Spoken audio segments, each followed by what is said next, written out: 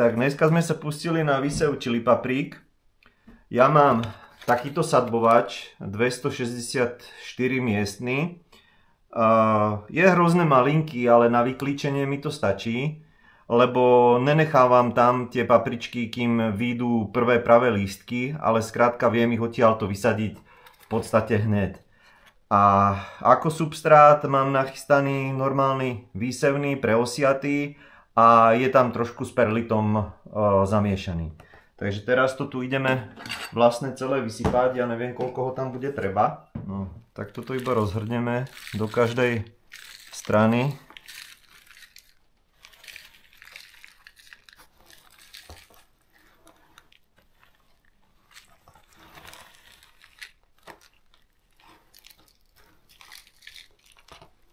Dobre, paráda.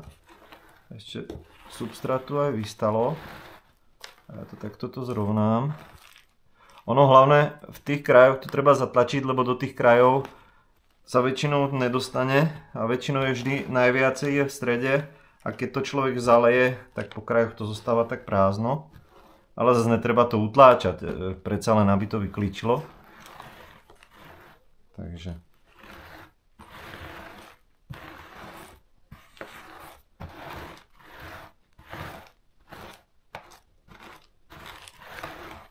toto krásne zrovnáme. Všetky hrubšie vrstvy, aby odtiaľ vyšli. Ja som ho aj preosial, ale tak vždycky sa stane, že tam niečo zostane. Aj ten perlit, no niektorý je hrubší. Je to predsa len je to záhradnícky, ktorý je hrubšej frakcie. Takže no a takto máme naplnený sadbovač zeminou alebo substrátom. Inak ako substrát sa dá použiť prakticky čokoľvek. Na to, aby vám paprička vyklíčila, stačí jej iba samotný perlit alebo aj na vate vyklíči, lebo energia v tom semienku je v podstate na to, aby vyšli prvé klíčne lístky. Jediné, čo potrebuje, je teplo a svetlo. A potom už vlastne, keď vyjdú prvé lístky, tak sa môže kľudne pohodlne presádzať. Keď je v takomto sadbovači, tak není problém ju vlastne vytiahnuť a hneď presadiť a rastlinka ani nevie, že bola presadená. Kdežto, keby ich máte všetky spolu, tak tam už sa korienky narúšajú a tam by som asi odporúčal, že nech vyrastú aspoň tie prvé pravé lístky. No dobre, takže ideme si nachystať chili a pustíme sa do toho. Tak toto máme uložené v tom boxe. V tejto časti je rockwool alebo čadičová vata, ktorá je určená na pestovanie. Do každej dierky prípadne jedno semiačko a ona bude vlastne namočená vo vode a raz do týždňa to pohnojím. A toto vlastne tu je substrát bezživinový. Není tam záhradnícky substrát, je tam výsevný s nízkym obsahom živín. Ten nízky obsah živín spôsobí to, aby sa korienky vetvili a množili. Tuto ja som si deň dopredu namočil všetky druhy chili papričiek.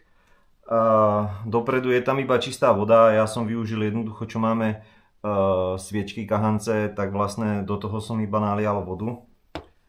A nechal to zhruba ten deň, aby to z večera do rána, aby to tam bolo.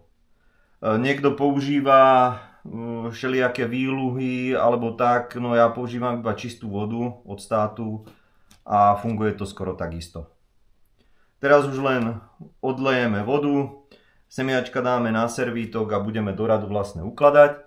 A čo je dôležité, tak nesmieme zabudnúť si všetko značiť, lebo keď to máme od začiatku odznačené a napríklad tu sa nám to pomieša, tak potom sa to ešte pomieša a už to bude celé na figu.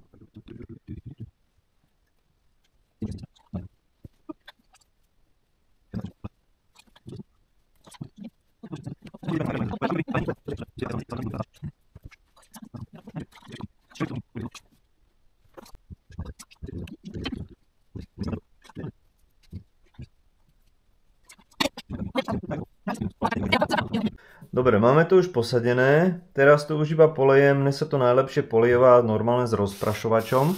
Máme tam odstátu vodu, s týmto krásne polievam to aj na viackrát. ten rockwool takisto, aj myslím, že tam nalejem aj vody, ten do seba veľa vsiakne.